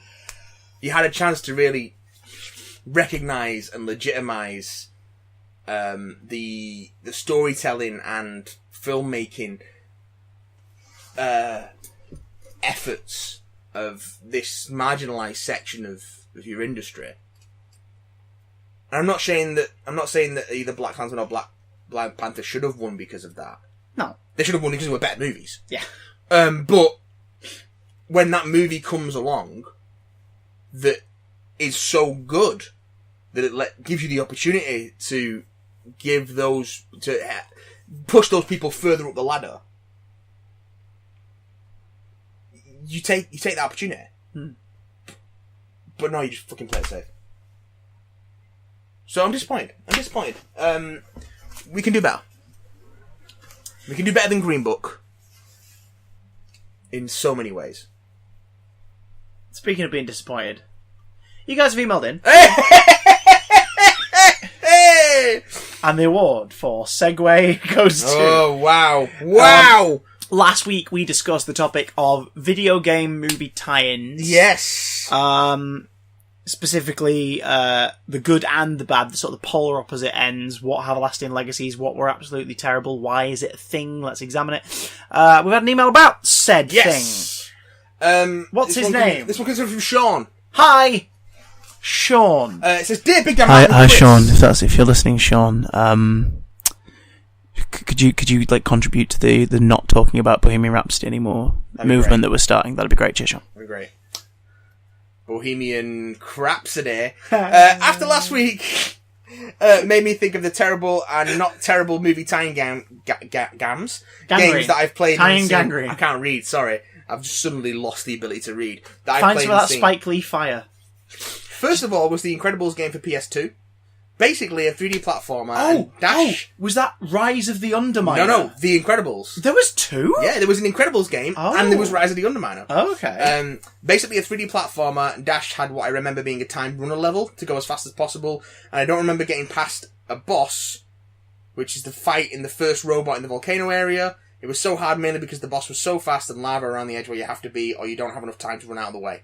Sounds like a boss fight. But was it good or bad, Sean? A lot of the Pixar games tend to be quite good. Toy Story 2 for the PlayStation 1 is another one I forgot to mention. Yeah. That's great. Toy Story... So much so that I bought it on the Vita, because it's... Wow. Oh, it handles like balls, but... Oh, yeah. All PS1 games do. But Buzz in the environments... It's like, wow, this is great. And there's always like 5 objectives. If you want to complete the game with a good ending, there's 5 different things you have to do in each level to qualify. And Up had fairly decent tie-in games. Really? What was Up for? 360 Wii or Oh. Yeah. And probably Wii as well. Toy Story 3, WALL-E, Up, they all got tie-in games. I think they kind of stopped after that. Shush. Brave didn't get one. Which is ironic, because that one could work. I think the first 2 cars I suppose it couldn't, because there's not really any enemies. She doesn't fight anyone. No. But then after that, it was not long after that they kicked up for Disney Infinity, so... Oh, yeah. And that went as well as it could have gone. Also, does the Simpsons game count as a movie tie-in, considering it came out in the same year as the movie, because that was a pretty good game? I think that was the Simpsons movie game. No, I don't believe it was. I think it was The Simpsons, and it came out about half a year later, I think. That was apparently a really good game. Yellow cover with all the characters on it. Yeah. Yeah, I remember that coming out. It coincided with the home video release of the movie. Oh, okay. That'll be why. It was around the same time the movie came out on home video was when that game came out. I guess, maybe, then? You're working in the 2008? Yeah. Yeah, it was 2008. It was a PS3 title. And it was one of the last PS3 titles to use the old box. Oh, yeah, of course. really pisses off all the collectors. Yeah. Um, it annoys me when I look at my shelf. I'm always like, why has someone got a little red square and why the other's got a lovely little PS3 thing? Also, I have seen footage of the PC edition of Spider-Man 2. It looks terrible and completely different from the PS2 edition. The web slinging is point and click on preset targets with no momentum. Oh. The graphics are worse than the PS2 and the camera is awful. You can't even look behind Spidey when he's on a building. Ladies and gentlemen, once upon a time, the PC version was the we've just chucked this together version. Sometimes it still is. Made for PC games were always really good. PC versions or PC ports of console games were terrible. There's a lot of parity nowadays because Xbox One and PS4 are basically underpowered PCs in a box. Yeah. Their architecture is very similar. And the majority of outlets that you can buy the PC version on are made by the same people who make your Xbox stuff. So, you know, they're not having to cater it to a different platform. It's just, it's the Xbox game, but you've downloaded it on Steam. We got to tailor it on. And your controller is an Xbox controller, so enjoy. Oh, nice. Unless you play on keyboard, which some people do, and I commend them because I can't do that. Any more games come to you after last week that we were thinking about that we didn't get to mention? A Bug's Life for PS1. Bug's Life. Yeah, those Pixar games were pretty good. The Disney PS1, PS2 games were mostly pretty good. They're solid. Jungle Book Rhythm and Groove. It was a dance game that retold the Jungle Book. Sure. Because why not? But it was one of the big proponents of the dance mat. Yeah, alright. I can see that. Yeah. It was alright. Had some original songs in it, as well as the Nice. ones from the film. Nice. Yeah. Do you Shere think... Khan got a song. Nice. Sung by Tony J, because Tony J voiced Shere Khan in all Disney media. Sure. After, obviously... Sure. Oh my god, George Sanders passed away. Do you think... Seriously. I don't think ever. Do you think that we're going to get a movie tie-in game for the Sonic the Hedgehog movie? I hope we get a VR game. So we don't have to look at him. And all you can do in it, you don't even run. You just look down at your hairy legs and go, why? Why? VR Sonic, my new OC is on DeviantArt. Why am I alive? Do not steal. Oh, man. What am I? We've not even seen Robotnik yet. Let's wait for that. My God. I think there's some set photos of Carrie. Of Carrie with massive beard. I'm going to Massive Google white this beard. shit while you continue reading the email. And James Marsden's the sheriff of Green Hills, so I think there's some set photos of those two. This one comes in from Jack. Hi, yak! Says, hello. Yakety yak! Hello once again. Forgive me if this email doesn't make any sense, but it's currently 2:45 and I have sixth form in the morning, returning from the half-term break too. You madman! Been there. I know your pain. Thank you for rambling on. You should never listen to us if you're in tertiary education. No. Thank you for rambling on for half an hour about my Doctor Video Game proposition. Ah, yeah! Doctor Video Game. Dr. Mario. Dr. Mario is a great game. It was interesting to see... I was playing it on the Wii Virtual Console the other day. It was interesting to see some opinions other than my own. Always is. Seeing as I'm taking computer science as an A-level, I'm mildly interested with actually constructing such a game, minus any BBC copyright infringement, of course. Sure, go for it. Loads of indie stuff, indie stuff without the unlicensed, doing non for profit. Why not? It might get you noticed. Just to reiterate, that's the first on-set photo I've seen of Jim Carrey as Robotnik. He's all white-haired and bearded. Yeah. So there's obviously something going on there. Yeah. That's him as Dr. Eggman, I'm guessing. Eggman, Robotnik, whatever. Whatever happens to him. That's a really good edit of a picture of the mask, though. That's horrifying.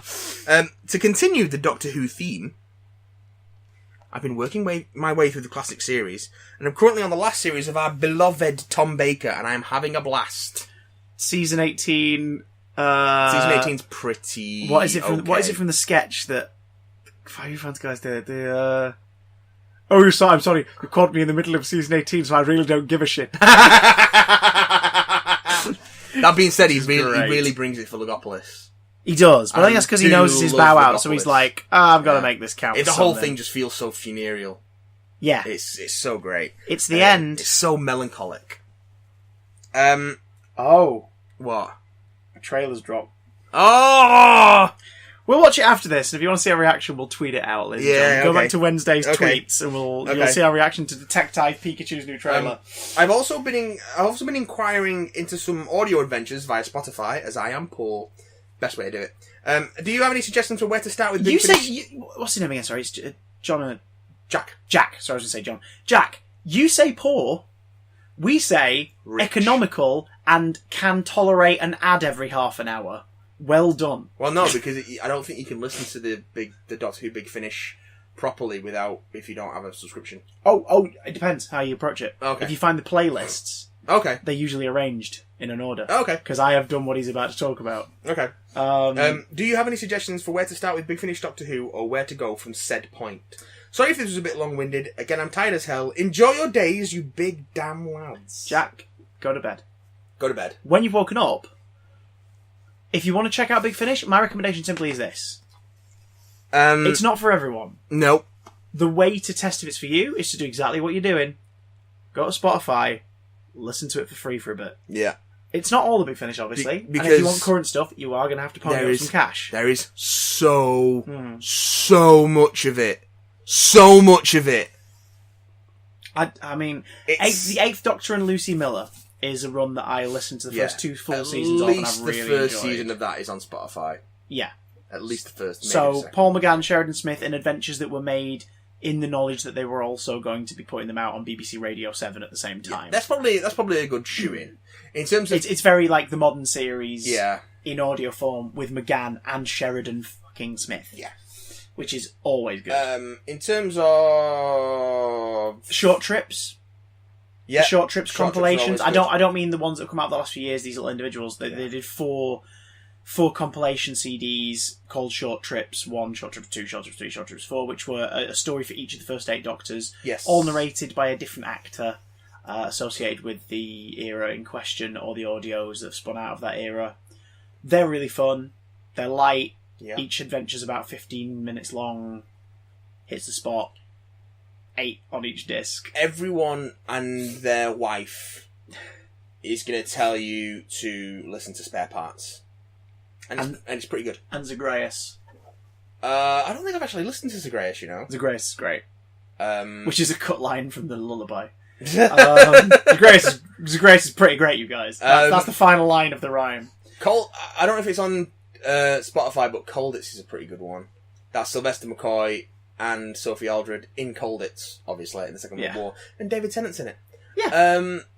Recorded in 2003? And he was literally across the corridor doing something else, found out what they were doing and asked if he could pop up in it. So they went, yeah, go on. Yeah, come on. Because they have a lot of roles at Big Finish where they're very short roles, so they sometimes loan them out to friends or fans that they've spoken to. Matt Gates is in a couple of the early ones and things like that, so... It's how I ended up in Gallifrey 4. Nice. Because I did the Sarah Jane Adventures behind the scenes, and Gary Russell went, you really give a shit about this show. That's really refreshing to see. Next Friday, if you can pop along to the studios, would you record a couple? Like, we've got bit part lines that just like myself or one of the other team would just fill in and do. Do you want to do them? Like, it's not paid, but, so it's completely up to you. And I went, yeah, sure. And on lunchtime, despite the advice of my exec producer, who was a twat, I skived. Yeah, because he's left and his name is implicated in HMRC investigations. Hey! So, and he was a twat. But anyway, they went, we're not sure about you doing other work, like outside of what I was doing at the time, which you can all probably guess. It's licensed! And I was like, oh, right, okay. And then I turned around to my immediate producer and went, are we brainstorming at 3? And he went, we can do. Why? I said, can we do it at 4? He went, yeah, that's fine. I was like, right. And I just, on my lunch hour, went on the tube, buggered off to Big Finish, recorded my cameos, had a brief chat with everyone, then left. Cool. Very nice. That was great. So, my Big Finish recommendations are Gallifrey 4. Yes. And Bernice Summerfield, the box set Epoch, because there's a fantastic actor in several small parts in those. I think you should all write in and say that you should get more work. Because I did come back to then play a part in one of the Gallifrey 4 stories. I was asked to play a role, I was paid for it, and then I played a role in the third story of Bernice Summerfield's first box set. The thing with Big Finish, start the ones that are on Spotify, start from the beginning and go towards the Doctors you like. Yes. Yes. Like that's. If you like the Sixth Doctor, but you think his era was sort of criminally mishandled, is really good, actually. Listen to Colin's audio. The first 2 Colin ones, Whispers of Terror and The Marian Conspiracy, they're both pretty good. I like The Last Adventure as well. Have you heard that? No. Is the box set they did where they sort of finally, unquote, gave him a proper regeneration story. It's 3 stories over different eras with different companions. There's like one with Perry, one with Mel, one with Charlie. Charlie is... she's the 8th Doctor's companion at the start, and then later on she becomes the 6th Doctor's companion. Yeah, and then one with one of his more recent ones. I can't remember. I don't know who he's Miranda with. Raisin's character. I don't know. I've not listened that far. But it's one with each of them, and then the last one is with Mel, because it's set like leading into the regeneration. Yeah. But there's a thread throughout the other 3, which all tie into the last story of the box set, which is his actual last adventure.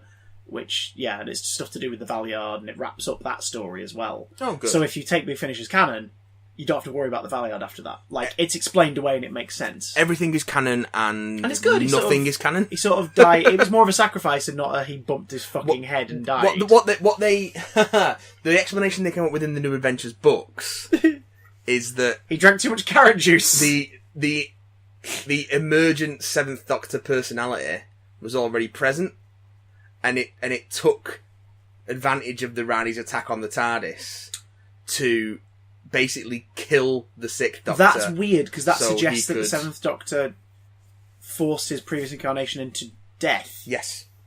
Which is not really like his character at all. Like he's a nice. I don't know. He's a chess player. The implication is that he did sort of manipulative trickster character hiding behind a clown. But he doesn't hate himself that much. No, to sort of not a hateful thing. It was like, okay, I need to come forward now because I need to get some shit done.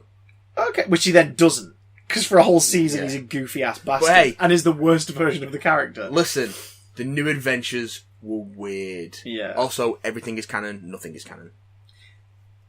Yeah, you hear Sylvester in The Last Adventure, and inside his consciousness, there's sort of like a handover almost. Not the two versions talking to each other. No. But as he's speaking, Colin's voice slowly turns into Sylvester's voice. Oh, that's good. And it's like mentally it's happening. And then it sort of settles on Colin in a scene sort of told a few minutes prior and stuff. And so he gets the last word of the audio and everything. It's pretty good. It's pretty good. Big Finish isn't for everybody, but you'll find stuff you like. And like you say, hone in on the Doctor. You enjoy listening to and go for more of them. Consistency is not Big Finish's byline. No. But they put a lot of shit out there, so, they definitely get some of it right. I'm not the biggest fan, but they make stuff for a very specific fan base that specific fan base are going to love. Yeah. Or hate, but whatever, they make it because they're like, A, as a business, they're making it because it makes money. Yes. But B, if you love Doctor Who, and you want to chuck a couple, a couple more pennies its way throughout the year to get more Doctor Who content, Big Finish are making it. Yeah. So, tuck in if it's your thing. Yes. They're not hurting anyone. That we know of. And the buffets are amazing. People always said the Big Finish lunches. I've had a couple. They are that memorable that 6 years on, I'm like, they were amazing. So, yeah. Thank you, Toby, the technical wizard of Big Finish, and your culinary skills. Right, shall we go? Speaking of culinary skills, we should probably go make some dinner now and make some food. I'm going to go home and make some grilled salmon tabbouleh. Fuck me. No. Okay. I'm going to go home and make some grilled salmon tabbouleh. I haven't got time. Okay. I'm not cooking tonight. Oh. I've been cooking a lot this last couple of weeks because Lou's been injured. I'm now also injured. But because she can be on her feet a bit longer than I can, she's going... And I moved this room around because I'm a freaking idiot. Yeah, but you just kind of had to shuffle. You didn't have to move very much. That's true. I emptied this desk out in its entirety and then just slowly shuffled it from one part of the room to the other. You're on a wheelie swingy chair. You can do most of it from there. Just wheel and swing. 2 wheels break off on this regularly. It's because you keep wheeling and swinging it on carpet, you numpty. That's true. But because of that, she's making her chili tonight, and Lucy's chili is amazing. But you know what else is amazing? Communication! If you want to find out what we thought of the Pokemon Detective Pikachu second trailer, go to Twitter. We're on Twitter, @BigDamnCast. We'll talk about it and plenty of other things. Give us a follow while you're there. Give us a follow on the Twitch. Matt's Adventures in Backlogging plays usually twice a week, Tuesdays and Thursdays. Yes. I'm popping in and out of the Twitch as well, either when I'm there directly or hosting my stream from Thingy. So twitch.tv/BigDamnStream. If you're listening to this on YouTube, thanks! If you're not, we have a YouTube, Big Damn channel. Our film reviews go up early. Archive gameplay, other little treats are on there as well. Go and check it out. And of course, you can get in touch and email us for the podcast, bigdamcontact@gmail.com. That's the one. If you could send us your mother's maiden name, your PIN, your bank, then you're an idiot, so don't do that. But send us anything else, and we'll happily accept. Till then, Matt will leave you with these wise words from Academy Award-winning director Alfonso Cuarón. He definitely said what you're about to hear. Chris Columbus is a hack.